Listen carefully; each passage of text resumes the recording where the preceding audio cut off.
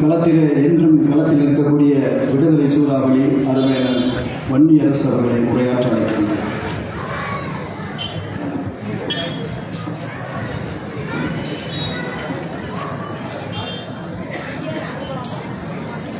பாசிச பாஜக அரசுடைய வக்பு வாரிய திருத்தச் சட்டம், உத்தரகாண்டிலே கொண்டு வந்துள்ள பொது சிவில் சட்டம், இந்த இரு மக்கள் விரோத சட்டங்களை கண்டித்து அதை திரும்ப பெற வலியுறுத்தி மனிதநேய மக்கள் கட்சி சார்பிலே நடைபெற்றுக் கொண்டிருக்கிற இந்த சிறப்பு மிகுந்த பொதுக்கூட்டத்திற்கு தலைமை தாங்கிக் கொண்டிருக்கின்ற மரியாதைக்குரிய மாவட்ட தலைவர் தோழர் சலீம் கான் அவர்களே, முன்னிலை வகித்துக் கொண்டிருக்கின்ற மரியாதைக்குரிய மாங்காடு நகர தலைவர் ஜாகிர் ஹுசேன் அவர்களே, மாங்காடு நகர செயலாளர் தோழர் முபாரக் அவர்களே, வரவேற்புரையாற்றி அமர்ந்திருக்கின்ற மரியாதைக்குரிய தோழர் பட்டூர் ஏகே அகமது ஹுசேன் அவர்களே, இந்த நிகழ்விலே கண்டன உரை ஆற்றி அமர்ந்திருக்கின்ற மரியாதைக்குரிய தோழர்கள் அமீத் கான் அவர்களே, ஜாகிர் ஹுசேன் அவர்களே, முன்னா அவர்களே, அப்துல் ரவுப் அவர்களே, ஜாகிர் ஹுசேன் அவர்களே, தமீம் அன்சாரி அவர்களே, முஜிபுர் ரஹ்மான் அவர்களே, ஆசிக் ஹமீத் அவர்களே, குர்ஷித் அகமது அவர்களே, பல்லாவரம் நைனார் அவர்களே, கம்மல் ரஹமத்துல்லா அவர்களே, அடித்தளம் அபிபுல்லா அவர்களே, நன்றியுரையாற்றக்கூடிய மரியாதைக்குரிய தோழர் முகமது ரஃபீக் அவர்களே, எனக்கு முன்னால் இங்கே ஒரு சிறப்பான உரையாற்றி அமர்ந்திருக்கின்ற மனிதநேய மக்கள் கட்சியினுடைய துணை பொதுச் செயலாளரும் தாம்பரம் மாமன்ற உறுப்பினருமான மரியாதைக்குரிய கள போராளி தோழர் தாம்பரம் யாக்கூப் அவர்களே, எனக்கு பின்னால் இங்கே உரையாற்றக்கூடிய தென்காசி மைதீன் சேட்கான் அவர்களே, மாநில அமைப்பு செயலாளர் மரியாதைக்குரிய தோழர் எம்ஐ பழனி பாரூக் அவர்களே, இந்த நிகழ்விலே என்னோடு பங்கெடுத்துள்ள விடுதலை சிறுத்தைகள் கட்சியினுடைய மாவட்ட செயலாளர் மரியாதைக்குரிய தோழர் மேனகாதேவி கோமகன் அவர்களே, தொகுதி செயலாளர் தோழர் பத்ரி கென்னடி அவர்களே, தோழர்கள் ஜெயபால் அவர்களே, சத்தியமூர்த்தி அவர்களே, ரவீந்திரன் அவர்களே, சிலம்பரசன் அவர்களே, ராஜேஷ் அவர்களே, பட்டூர் அப்துல் கபூர் அவர்களே, படப்பை தியாகு அவர்களே, சுரேஷ் அவர்களே, பிரசாந்த் அவர்களே, சுகுமார் அவர்களே, ராஜேஷ் அவர்களே, காசிநாதன் அவர்களே, யுவராஜ் அவர்களே, SR தேவராஜ் அவர்களே, சத்தியமூர்த்தி அவர்களே, பாண்டியன் அவர்களே, சிலம்பரசன் அவர்களே, இந்த நிகழ்வில் பங்கெடுத்திருக்கின்ற மனிதநேய மக்கள் கட்சியைச் சேர்ந்த தோழர்களே, விடுதலை சிறுத்தைகள் கட்சியைச் சேர்ந்த உறவுகளே, இந்த பொதுக்கூட்டத்தில் என்ன பேசுகின்றோம், எதற்காக இந்த பொதுக்கூட்டம் என்பதை சாலைகளிலே நின்று கொண்டு கேட்டுக்கொண்டிருக்கின்ற தமிழ் சொந்தங்களே, நாங்கள் என்ன பேசுகிறோம் என்பதை குறிப்பெடுத்து மேலே அனுப்புவதற்கு தயாராகி கொண்டிருக்கின்ற காவல்துறை நண்பர்களே, இந்த நிகழ்வுக்கு பாதுகாப்பு அளித்த காவல்துறையைச் சேர்ந்த அதிகாரிகள் அத்தனை பேருக்கும் இந்த இரவு நேரத்தில் விடுதலை சிறுத்தைகளின் சார்பினுடைய வணக்கங்களை தெரிவித்துக் கொள்கிறேன். இன்றைக்கு உலக தாய்மொழி நாள். அன்னை தமிழை காப்போம், அனைத்து மொழிகளையும் மதிப்போம். இது எங்களுடைய தலைவர் எழுச்சி தமிழர் அண்ணன் திருமாவளவன் அவர்கள் சொன்னது. அதே போல புரட்சி கவிஞர் பாரதிதாசன் என்ன சொன்னார் என்றால், இன்னலை ஏற்றிட மாட்டோம், கொள்ளும் இந்திய நாட்டில் இந்தி பொதுமொழி என்றால் கண்ணம் விழுந்திட நேரும், கட்டாய இந்தியை வெட்டி புதைப்போம் என்று சொன்னார் புரட்சி கவிஞர் பாரதிதாசன். இன்றைக்கு பாஜக RSS சங்பரிவார கும்பல் இன்றைக்கு அன்னை தமிழை அழித்தொழித்துவிட்டு உலகம் முழுக்க கொண்டு வர முடியாது, இந்தியா முழுக்க இந்தி தான் பொதுமொழி என்பதை திணிப்பதற்காக இன்றைக்கு பல்வேறு வழிகளிலே செயற்திட்டங்களை வகுக்கிறார்கள். அதில் ஒன்றுதான் கல்வி அமைச்சர் தர்மேந்திர பிரதான். அவர் இன்றைக்கு தமிழ்நாடு முதலமைச்சர் அவர்களுக்கு கடிதம் எழுதுகிறார்கள். இந்தி தான் முதுகெலும்பு, இந்தியாவினுடைய முதுகெலும்பு இந்தி தான். ஆகவே இந்தி தான் பொதுமொழியாக இருக்க வேண்டும் என்று சொல்கிறார்கள். சாலையிலே பொதுமக்களாக நின்று கேட்டுக்கொண்டிருக்கிற உறவுகளே, சொந்தங்களே, இந்தியாவில் மொத்தம் 22 அலுவல் மொழிகள் இருக்கின்றன. 1956 நவம்பர் 1 மொழிவழி மாநிலம் பிரிக்கப்பட்ட பிறகு புரட்சியாளர் அம்பேத்கர் அவர்கள் அந்தந்த மாநிலங்களுக்கான மாநில உரிமைகள், மாநில மொழிகள் வளர்ச்சி, அதற்கான உரிமைகளை வரையறுத்து அந்தந்த மொழிகளுக்கான உரிமைகளை வழங்குகிறார்கள். அப்படி வழங்கிய பிறகு இந்தியா முழுக்க இருக்கின்ற மொழிகளை வரிசைப்படுத்தி அந்த மொழிகளில் 22 மொழிகளை முதன்மைப்படுத்தி இந்த 22 மொழிகளும் இந்தியாவினுடைய அலுவல் மொழிகள். பொதுமொழி அல்ல, இந்தி பொதுமொழி அல்ல, தமிழ் பொதுமொழி அல்ல, உருது பொதுமொழி அல்ல, எல்லாமே அவரவர்களுக்கான மாநிலங்களுக்கான அந்தந்த மக்களுக்கான பொது அலுவல் மொழி. இந்த அலுவல் மொழியை பாதுகாக்க வேண்டும். இதுதான் அரசியலமைப்பு சட்டம் இன்றைக்கு வழங்கியிருக்கின்ற உரிமை. ஆனால் இன்றைக்கு பாரதிய ஜனதா, RSS, சங்பரிவார் அமைப்புகள் தேசிய கல்விக் கொள்கை என்கின்ற பெயரிலே இந்தியாவில், அது குறிப்பாக தமிழ்நாட்டில் இருமொழி கொள்கையாக கடந்த 75 ஆண்டுகளாக திமுக அதிமுக மாறி மாறி ஆட்சி புரிந்த காலத்தில் 75 ஆண்டுகளுக்கு மேலாக இன்றைக்கும் இருமொழி கொள்கைதான் இருக்கின்றது. ஒரு மொழி தாய்மொழி நம்முடைய தமிழ், இணைப்பு மொழி ஆங்கிலம். இதுதான் இன்னைக்கு தமிழ்நாட்டில் இருப்பது இணைப்பு மொழி. நீங்கள் யாரோட பேச வேண்டும், ஒரு கனெக்ஷன் செய்ய வேண்டும் என்பதற்காக ஆங்கிலத்தை இணைப்பு மொழியாக அன்றைக்கு அரசு முடிவெடுத்து அதை அதிகாரப்பூர்வமாக அறிவித்தார்கள். ஆனால் 1937 அன்றைக்கு இருந்த காங்கிரஸ் அரசு, அன்றைக்கு இருந்த காங்கிரசார் வெளிப்படையாக அன்றைக்கு ராஜாஜி அவர்கள் இங்கே இருக்கும் பொழுது இந்தியை திணிப்பதற்கு முயற்சி செய்தார்கள். அன்றைக்கு தந்தை பெரியார் அவர்கள் இந்திக்கு எதிராக போராட்டங்களை முன்னெடுத்தார்கள். மொழிப்போர் போராளிகள் நடராசன், தாளமுத்து போன்றவர்கள் அந்த களத்திலே நின்று வீரச்சாவடைந்தார்கள். தமிழ்நாட்டிலே மட்டும் 1000க்கும் மேற்பட்டோர் அன்னை தமிழை பாதுகாப்பதற்கு வீரச்சாவடைந்தார்கள். இந்த வரலாறெல்லாம் இருக்கின்ற பாஜக தற்கொலை கும்பலுக்கு தெரியாது. ஏனென்றால் அன்னை தமிழை பாதுகாப்பதற்கு செத்து மடிவோமை தவிர ஒருபோதும் இந்த இந்திய தேசியத்திற்கு, இந்தியத்திற்கு அடிபணிய மாட்டோம் என்பதற்கான முன்னோடிகள் தான் அந்த போராளிகள். ஆனால் இன்றைக்கு தமிழ்நாட்டில் என்னவாக இருக்கின்றது? அண்ணாமலை போன்றவர்கள், தமிழிசை போன்றவர்கள் இந்திக்காரர்களுக்கு, வடநாட்டானுக்கு சேவகம் செய்கிறார்கள். எப்படி பிரிட்டிஷாருக்கு அடிமையாக இருந்து பல சேவகம் செய்தார்களோ அதே போலதான் இன்றைக்கு வடநாட்டுக்கு சேவகம் செய்கிற ஒரு கும்பலாக, சுயநல கும்பலாக இன்றைக்கு பாஜக இன்றைக்கு தமிழ்நாட்டிலே இருக்கிறது. இந்தி பொதுமொழி அல்ல. பல்வேறு மாநிலங்களில் அவர்கள் வைக்கிறார்கள். மோடிக்கு இந்தி தாய்மொழி அல்ல. இந்தியாவுடைய தலைமை அமைச்சராக இருக்கக்கூடிய மோடிக்கு இந்தி தாய்மொழி அல்ல. அதோட அமித்ஷாவுக்கு இந்தி தாய்மொழி அல்ல. அவர்களுக்கு தாய்மொழி குஜராத்தி. ஆனால் அவருடைய தாய்மொழியை மறந்துவிட்டு இந்தியை அவர்களை திணிப்பதற்கு என்ன காரணம்? தோழர்களே, இந்த நாட்டை நீண்ட காலமாக சாவர்கர் போன்றவர்கள் இந்து ராஷ்டிரம் படைப்பதற்கான முயற்சியில் ஈடுபட்டுக் கொண்டிருக்கிற சாவர்கர்கள், அவர் இந்த நாட்டை இந்து தேசமாக மாற்ற வேண்டும் என்று தொடர்ச்சியாக முயற்சி செய்தார்கள். ஆனால் புரட்சியாளர் அம்பேத்கர் அவர்கள் இதை ஒரு மதச்சார்பற்ற நாடாக மாற்ற வேண்டும், இந்த நாட்டிலே இந்துக்கள், முஸ்லிம்கள், கிறிஸ்தவர்கள் எல்லோரும், சமணர்கள், பௌத்தர்கள் என எல்லோரும் இந்த மண்ணிலே சமத்துவமாக வாழ வேண்டும் என்கின்ற அடிப்படையில்தான் புரட்சியாளர் அம்பேத்கர் அவர்கள் இதை மதச்சார்பற்ற ஒரு நாடாக இன்றைக்கு அரசியலமைப்பு சட்டத்தின் மூலமாக நமக்கு தந்துள்ளார்கள்.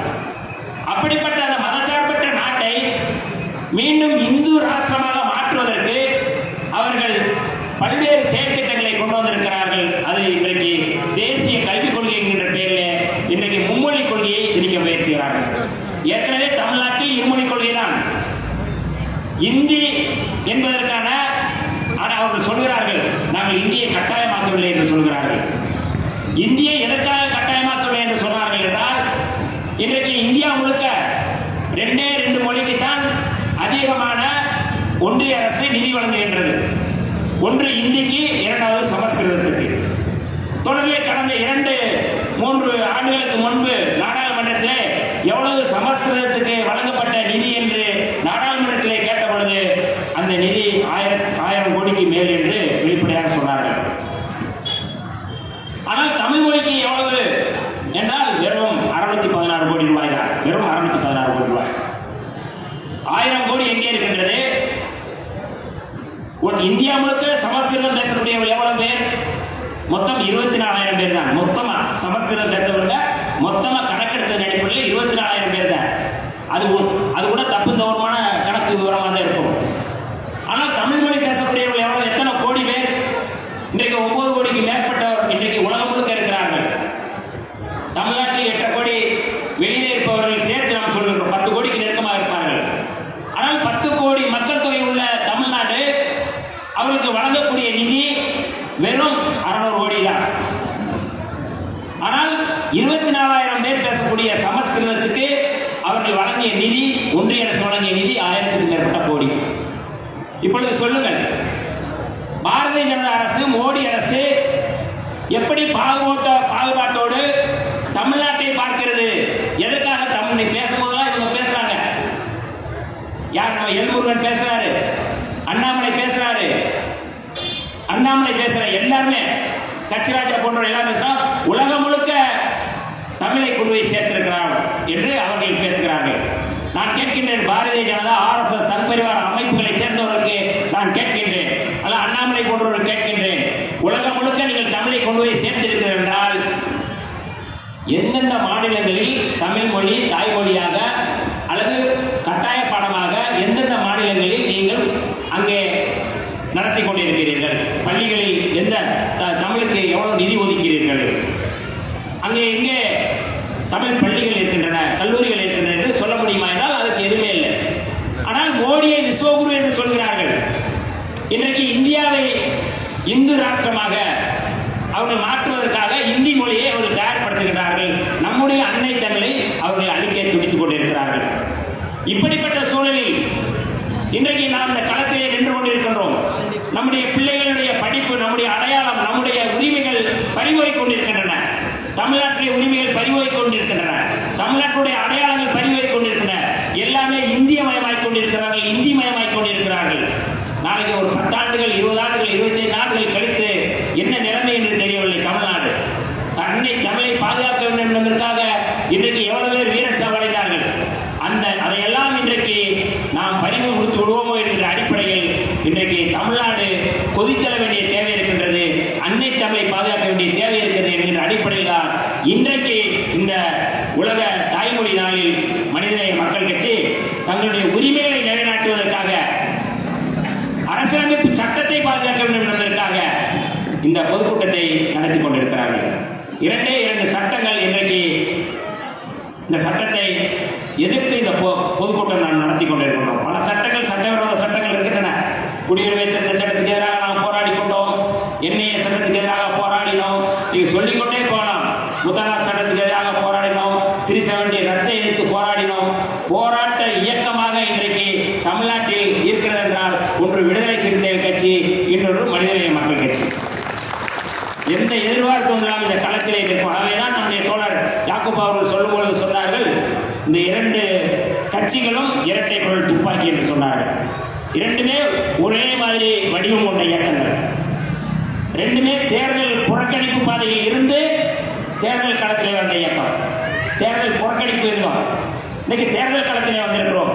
தேர்தல் களத்தில் வந்தாலும் தேர்தல் புறக்கணிப்பு காலத்தில் எப்படி வீரியமாக போராளிகளாக எப்படி செயல்பட்டோமோ அதே போலதான் இன்று மனிதநேய மக்கள் கட்சியும் விடுதலை சிறுத்தைகளும் இந்த களத்திலே நாம் செயல்பட்டுக் கொண்டிருக்கிறோம்.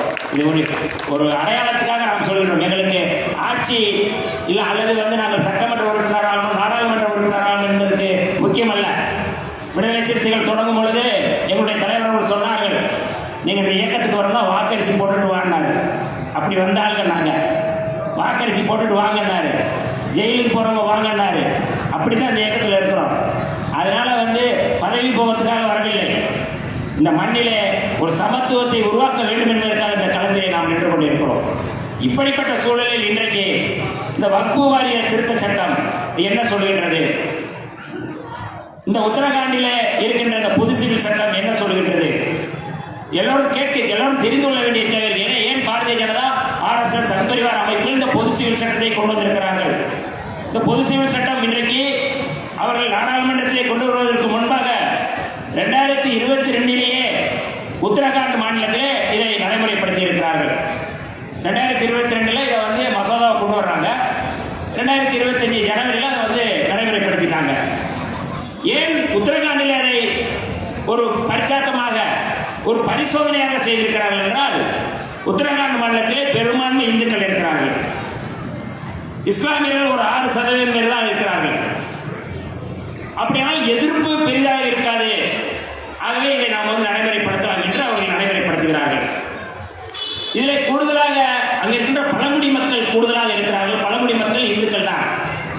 அந்த பழங்குடி மக்கள் எதிர்ப்பு தெரிவிப்பார்கள் என்பதற்காக பொது சிவில் சட்டத்தில் இந்த பழங்குடி மக்கள் தவிர பொது சிவில் சட்டம் மற்றவர்களுக்கு பொருந்தும் என்று அந்த சட்டத்தை திருத்துகிறார்கள்.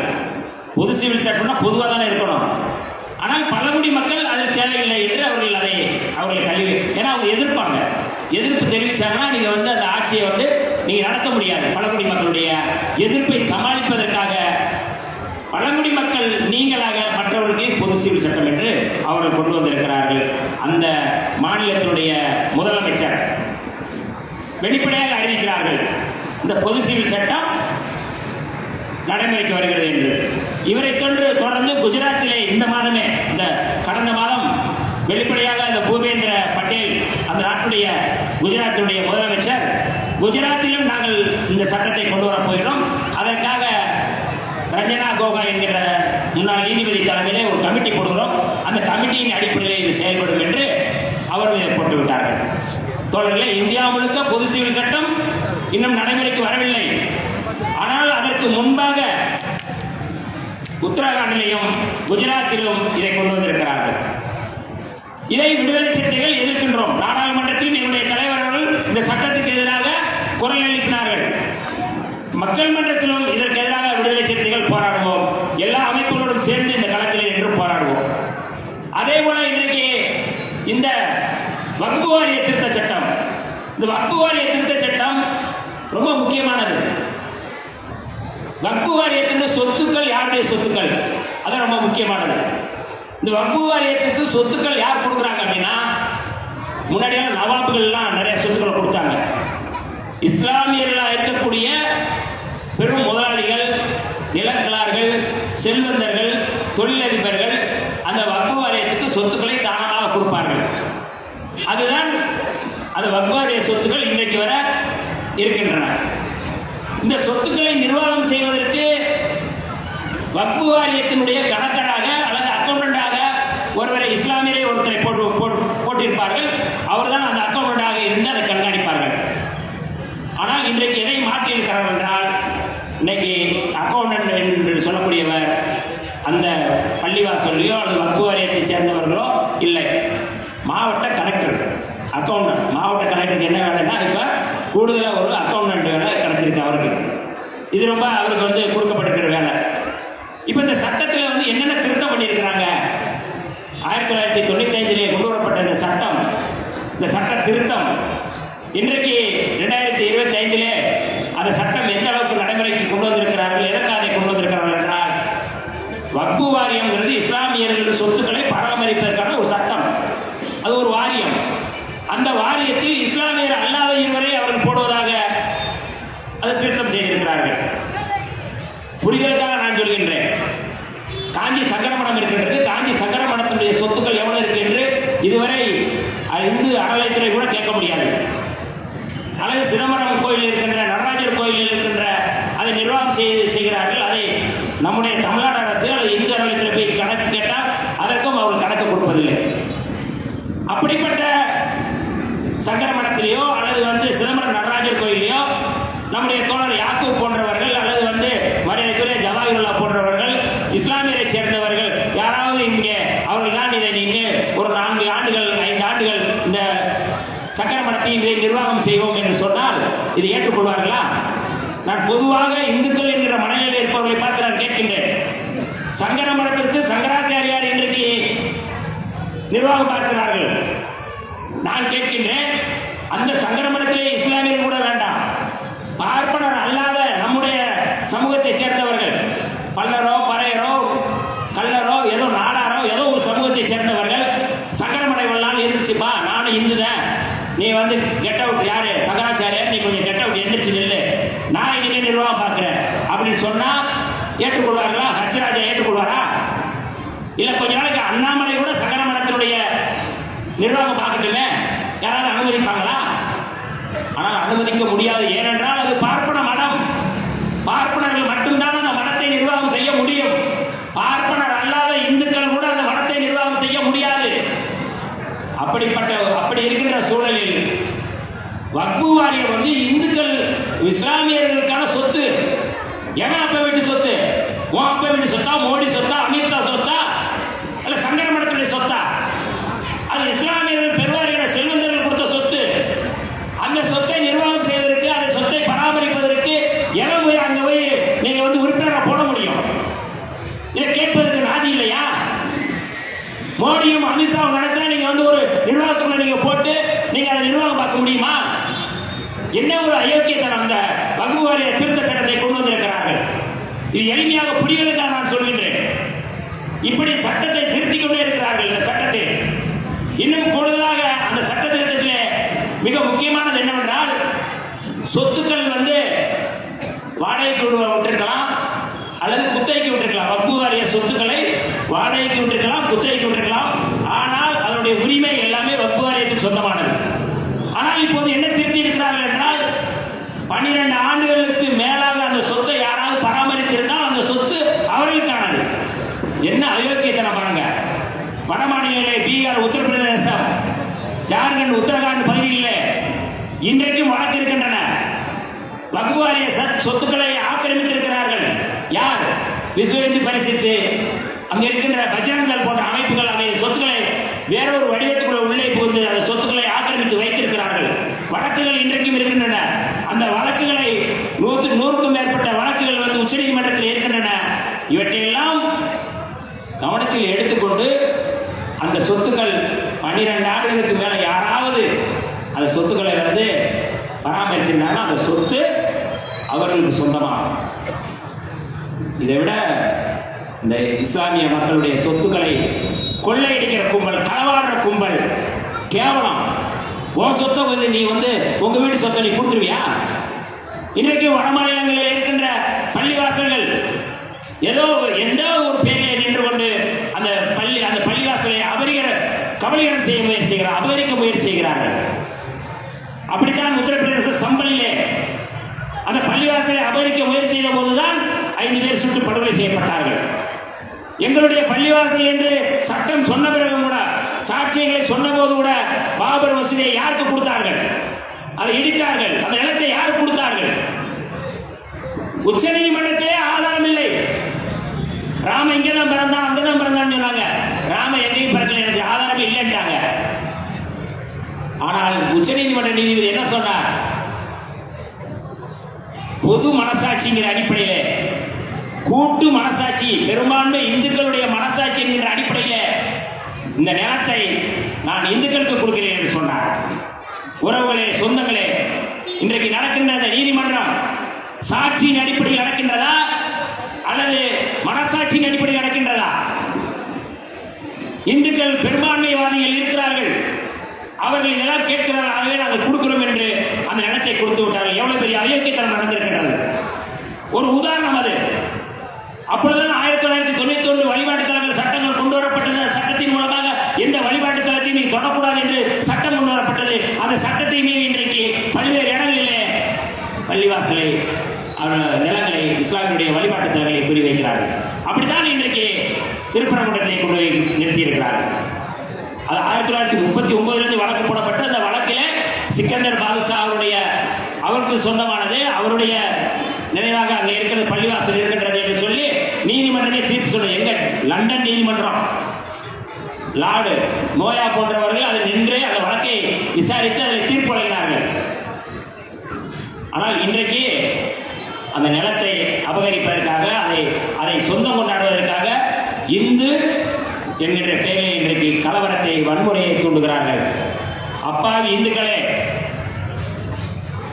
எப்படி பாரதிய ஜனதா RSS சங்பரிவார அமைப்புகள் இந்து என்கின்ற பெயரில் எப்படி ஒரு வன்முறையை தூண்டுகிறார்கள்? வட மாநிலங்களில் வன்முறையை தூண்டியது போல இன்றைக்கு தமிழ்நாட்டிலே தூண்ட முயற்சி செய்கிறார்கள். பார்ப்பனர்கள் மட்டும்தான் இந்துக்கள், பார்ப்பனர் அல்லாத ஒரு இந்துக்கள் அல்ல என்பதை புரிந்து கொள்வதற்காக ஒரு செய்தியை சொல்கின்றேன். இன்றைக்கு இந்து அறநிலையத்துறையில் இருக்கின்ற கோயில்கள் பல கோயில்கள் இருக்கின்றன. தமிழ்நாட்டிலே நம்முடைய மாண்புமிகு முதலமைச்சர் அவர்கள் அனைத்து சாதியினரும் அர்ச்சகராகலாம் என்ற ஒரு சட்டம் கொண்டு வந்திருக்கிறார்கள். அந்த சட்டத்தின் அடிப்படையில் அனைத்து சாதியினரும் அர்ச்சகராகலாம். அப்படி என்றால் அனைத்து இந்துக்களும் அர்ச்சகராகலாம், அதான் அர்த்தம். ஆனால் இதுவரை அனைத்து சாதியினரும் அர்ச்சகராகுவதற்கு எந்த கோயிலில் அனுமதிக்கப்பட்டிருக்கிறார்கள்? நான் கேட்கின்றேன். இந்து என்கின்ற பெருமையோடு இன்றைக்கு அர்ஜுன் சம்பத் போன்றவர்கள், சத்யராஜா போன்றவர்கள் எத்தனையோ பேர் இன்றைக்கு இந்து பெருமையாக பேசுகிறார்கள். ஆனால் எந்த கோவிலில் அவர்கள் மணியாட்ட முடிகிறது? எந்த கோவிலில் அவர்கள் நின்று கொண்டு அவர்கள் பூஜை செய்ய முடிகின்றது? பார்ப்பனர் அல்லாதோர் எந்த கோயிலுக்குள் உள்ளே புகுந்து அர்ச்சனை செய்ய முடியாது. கட்ட நீ உண்டியல்ல காசு போடலாம், காசு எடுக்க முடியாது. காசை எடுப்பதற்கு, பணத்தை எடுப்பதற்கான ஒரு வழிதான் பார்ப்பனர்கள் இந்த பூஜையை நடத்துகிறார்கள். காசு போடுறது நம்ம போடுறோம். பார்ப்பனர் அல்லாத இந்துக்கள் காசு போடுறாங்க, பார்ப்பனர்கள் சட்டேந்திரான். ஆனால் அவனுக்கு தான் அதிகாரம் இருக்கு. என்ன ஒரு அயோக்கியத்தனம் பாருங்க. நீ கோயிலுக்குள்ள போய் பூஜை நடத்த முடியுமா? கோயில போய் வழிபட முடியுமா? கோயில போய் சொந்தம் கொண்டாட முடியுமா? அவன் உண்டு கொளுத்து இன்னைக்கு வெளிப்படை எல்லா அதிகாரத்திலையும் அவன் இருக்கிறான். உச்ச நீதிமன்றத்தில் அவன் தான் இருக்கிறான், உயர் நீதிமன்றத்தில் அவன் தான் இருக்கிறான், பிரதமர் அலுவலகத்தில் அவன் தான் இருக்கிறான், IIT-யில் அவன் தான் இருக்கிறான், பல்கலைக்கழகங்களில் அவன் தான் இருக்கிறான். எத்தனை எல்லா இடங்களிலும் அதிகார வட்டத்தில் இருக்கிறார்கள் பார்ப்பனர்கள். பார்ப்பனர் அல்லாத இந்துக்கள் எவ்வளவு பேர் இருக்கிறார்கள்? வெளிப்படையாக கேளுங்கள். நீ உச்ச நீதிமன்றத்துக்கு போக எல்லாம் அவால்கள் தான் இருக்கிறாங்க.